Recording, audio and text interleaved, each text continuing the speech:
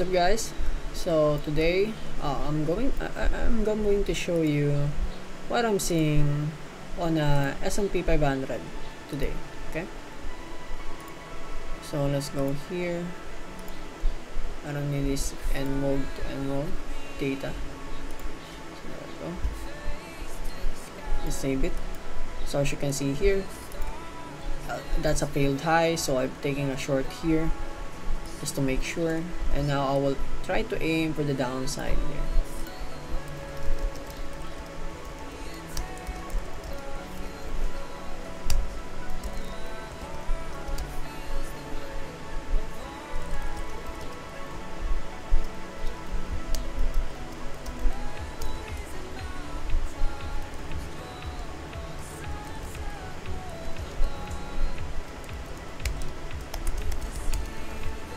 There we go.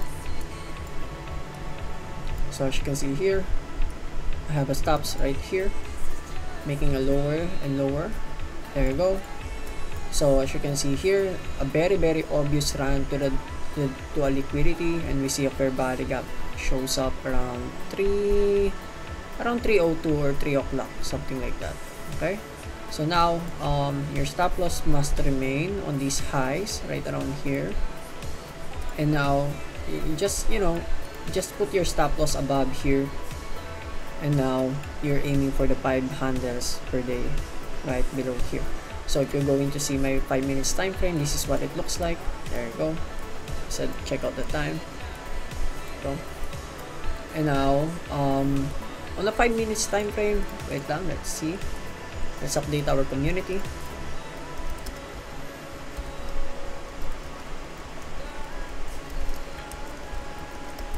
There you go. So, on a 5 minutes chart, what do you see? So, sinabi ko sa kanila, kung ano yung nakikita nila, that's a volume imbalance right there. So, now let's see if merong sasagot sa atin when it comes to that 5 minutes time frame on that side. So, there you go. So, let's see. First typing is Limuel. Nino Santos. Correct. Volume imbalance. Correct. There you go. So now, there you go, as the price go lower and lower, there you go, we build a momentum to the downside. There you go, just aim for the 5 handles, that's it. It might go lower than that if we see it on a 30 minutes time frame to go down below hanggang dito, pero no, I will not aim for that lower, because I only want 5 handles. Okay, there you go. Now let's see. On a 5 minutes chart, we do have a volume imbalance created na nakikreate. So let's see kung matatapos tong candlestick na to on a volume imbalance phase. If yes, then I'm expecting it to go down massively papunta dito sa sell side liquidity natin ng sobrang bilis. Okay. So as you can see here, this is a good example on a 1 minute chart. There's a volume imbalance right around here. Sometimes, okay, sometimes you can place a position on that zones since wala ka nang makikitang fair value gap, or maybe late ka na since hindi mo nakuha to. So they gave you 1, 2, 3, 4, 5 chances to get into a trade. That's a good placing scenario for you to trade into. Ito na yung parang huling straw. Okay, this is the last straw for you to trade into. So now, hindi na iiba yan dito sa 5 minutes na sinasabi ko. So in that case, guys, on a 5 minutes chart, once na ang price natin is nag-go below, beyond this one, may tendency na bumalik siya dito sa volume imbalance na to, and that is a time na I will take another position into a trade to go short. Okay, so that's a second placing position, or that's a second opportunity for you to take a short in this kind of, in this kind of environment. Okay, so now take a look at the reaction of the price on this volume imbalance. If and only if mababasag natin itong volume imbalance though, which is I'm feeling it won't. Okay, so mas mabuti hindi na. So I'm expecting it na i-respect niya lang dito itong volume imbalance na to, and then magpo-close yan below or inside of that volume imbalance, much better. Pero I'm not expecting that the price will go beyond hanggang dito sa taas na itong fair value gap na to. Okay, it will try to hold these zones right here. It will try. Okay, hahayaan niya yung price na magstay on these zones. As you can see here, take a look at the reaction of the price on that volume imbalance. There you go. Open inside of that volume imbalance, and now we see something else right here. Okay? So again, I'm not expecting that the price will try to go up hanggang dito sa zone sa to. Hanggang dyan lang tong inaasahan kong price na to. Okay? There you go. If we go above this volume imbalance is okay, it's fine, okay? Because of that 5 minutes na nakikreate natin, hindi pa matatapos, okay? So pag natapos to, then we can decide. Okay? But again, we're shorting this one. This is a very good and confident position when it comes to silver bullet on the London session. Marami na ako na-experience na ganito, okay? Marami na ako na-encounter na ganitong scenarios when it comes to silver bullet on a London session, okay? So, but it's there, okay? It's there. There you go. Just try to hold this one out. There you go. May mga na-break even na on this position right here. This is still holding a position right here on a 3 minutes chart. That's a good one. So, anyways, let's see, okay? Para makita nila kung ano yung nangyari sa position nila. Okay? There you go. I'm not expecting it to go up hanggang dito sa zone sa to.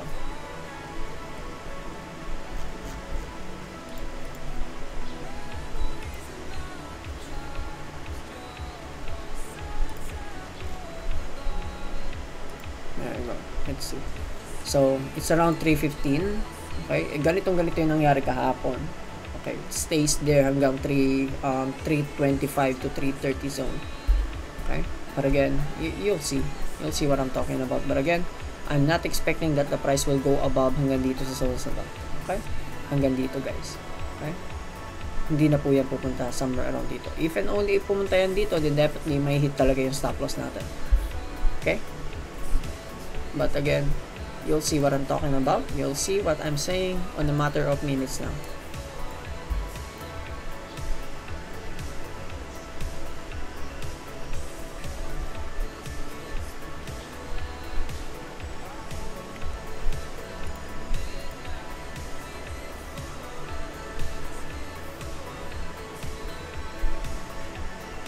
So now, if you're going to ask me, like, Sir Kim, akala ko ba i-respect niya yung volume imbalance? Bakit ngayon nasa taas na tayo ng volume imbalance? Now, is that normal? Yes, it's normal. So maybe hindi mo pa napapanood yung Algo to Traders by Traders kung paano ko tinuro din yung volume imbalance. Okay? So that's a very normal scenario. Okay? So maraming tao natatrap. Okay? Maraming tao gusto like, oh shit, ayoko na matrade, ayoko na dito, ayoko na sa environment na to. But it's okay, it's fine. Okay, it's fine. But again, if you know what you're doing on this kind of a volume imbalance right around here, let's say for example, you did try to short in this market, diba? Nag-short ka somewhere around here. Your stops will be around here, and your position will be, or the take profit will be here. So you'll see, okay? You'll see. So around 3:17 na ngayon. So I'm expecting a big movement on a 3:20, something like that. 3:20 zone.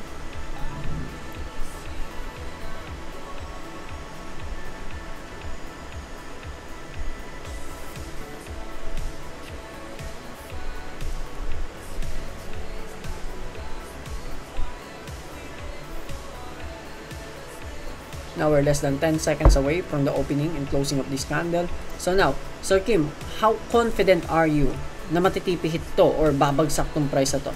So, how confident am I? So, if you're going to take a look at this volume per valley gap right around here, as you can see, hindi nag-open yung price above the 50% zone, or hindi niya kinakaya i-open yung 50% zone. Pwede kaya nga I told you guys na pwede siyang tumaas somewhere around here. But if we open above here, that's another scenario, and it might take our stop loss right around here. Diba sinabi ko sa inyo, this volume imbalance will cause a lot of damage, pero ayokong umakyat siya dito. I'm not expecting it to go up here. Hindi na po pwede yun. Okay? Hindi na po pwede yun.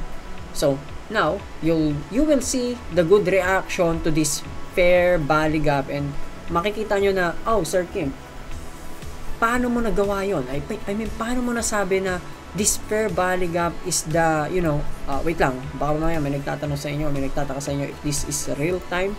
Yes, this is real time. Okay? So, this is real time. So, Sir Kim, di naman parehas, syempre, trading dito, of course. Okay?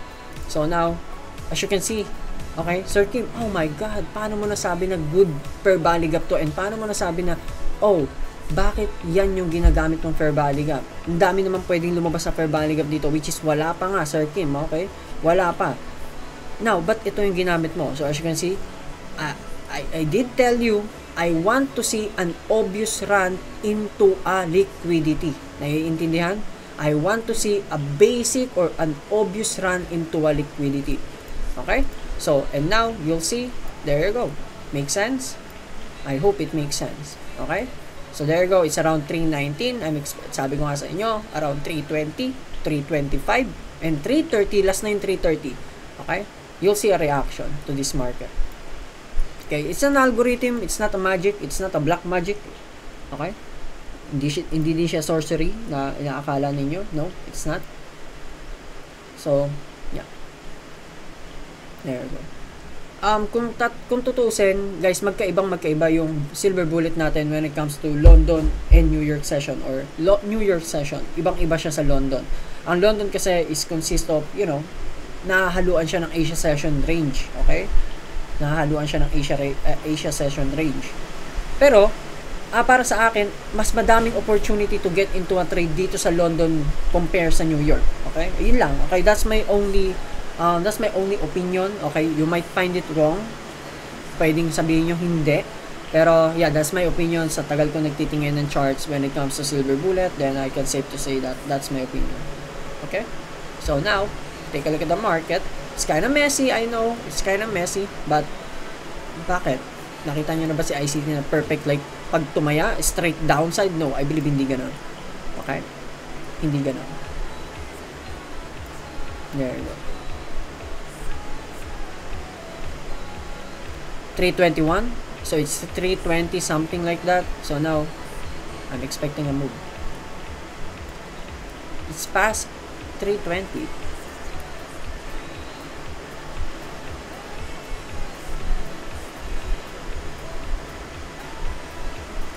There you go.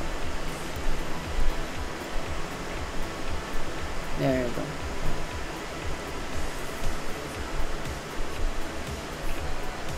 So now if you go to the 5 to 15 minutes, you'll see, tingnan nyo kung ano yung tsura ng market.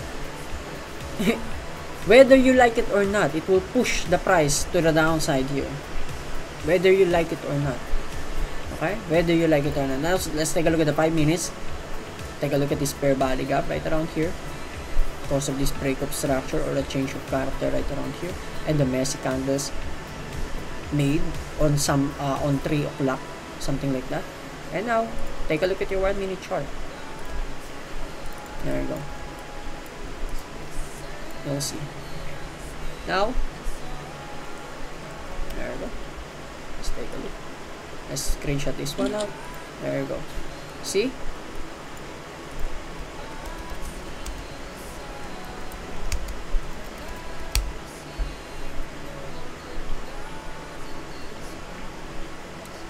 You're welcome. Okay? You're always welcome, guys. Again, you cannot change it. You cannot fake it. Like I told you, like I said, it won't open above here. It won't even get here because of this volume imbalance right around here. Okay? There you go. How perfect is that one? Take a look.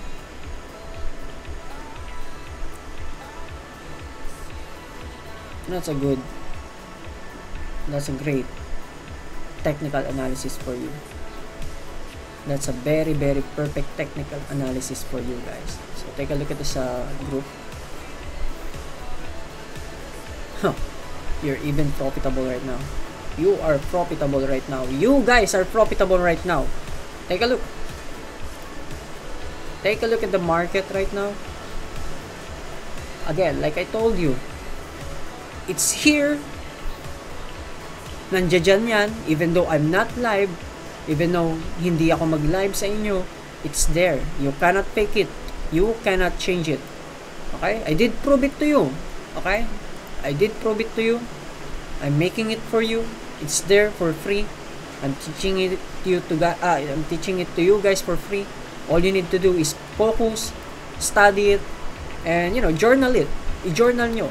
lahat. That's why I'm asking each and everyone dun sa community namin na please just submit kayo ng assignment ninyo. This is your assignment. This is how real traders with real money trade and real people trade. Okay? There you go. Yung iba, you know, I don't know, they close their position and they close their, you know, whatsoever. I don't know, but you know, you get my point. Now, take a look at this bear body gap. Sir Kim, can I use this bear body gap? Yes, you can use this bear body gap as long as you have a same stop loss right around here. But again, I don't recommend na yan ang gantong-gantong gawin nyo kasi it's too late. It's too late and you can't even get 5 handles from that area or from that zone. This is a 5 handles trade. Okay? This is almost 5 handles trade. Okay? Now, take a look at the time. It's 3:25. Take a look. Like I said, this is not a magic. I told you on 3:20 something like that and 3:30 last. Sabi ko sa inyo, diba? 3:30 last. You'll see a movement. There you go. Congratulations for seeing this slide. There you go. Now let me take a screenshot and send it to the group. So they can feel na, Sir Kim, kasabay mo pala ako mag-trade. There you go. See? See how beautiful London session silver bullet is? This is real time. You can see it in real time. It's 3:25 right around here. Right. Okay. So now, Sir Kim, since we're going lower and lower, can we place our trail stop or pwede na ba tayo mag-stop loss and whatsoever? Yes, you can always do that. So I will place my stop loss now. There we go.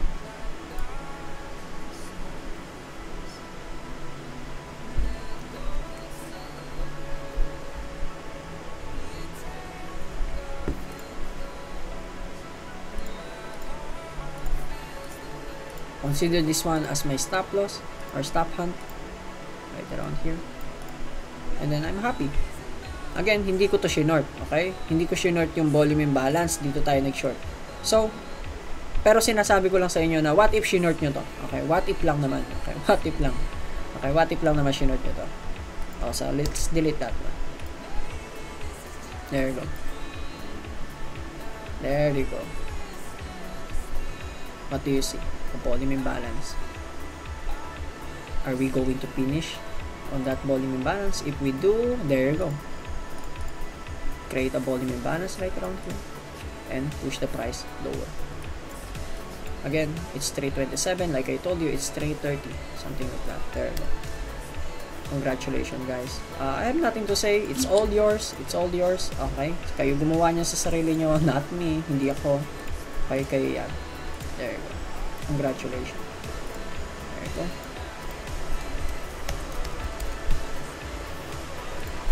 There you go. See? So now, I will place my stop loss here. There you go.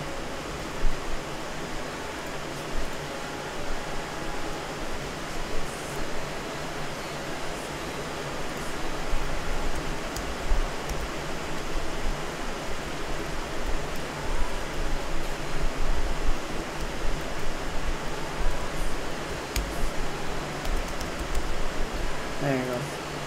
The red line serves as my trail stop, guys.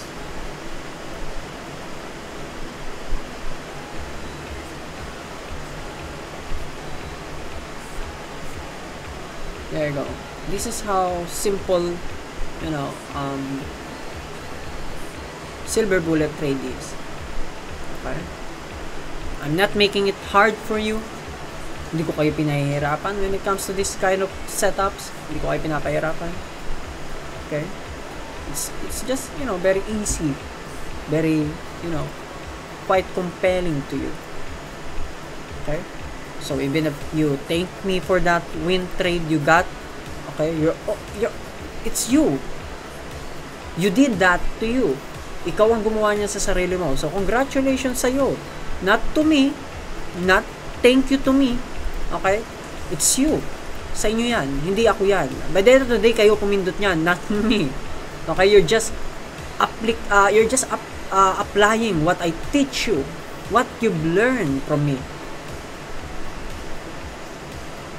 And there you go. 329. It's almost 330. 44 seconds left. 40 seconds left. So I will trail stop on the middle of that volume imbalance right now.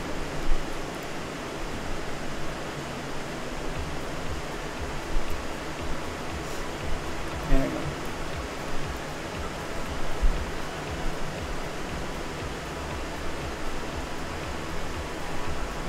For those who are asking if this is real time, yes po, it's real time. You can always go to, you can always go to, Google and search that one. It's 329. It's almost 330. There you go. It's 330. There you go. As price go lower and lower, aim for that lower, and guess what? There you go. Let's see if I'm hit. If I'm hit, then I'm done. There you go, guys. I'm almost done here. Let's see. There you go, guys. TP hit. Closed pull.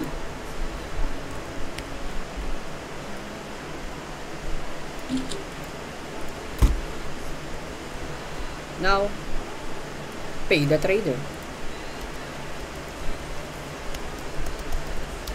There you go. Congratulations, guys. So, again, that's it. Sir Kim, that's it?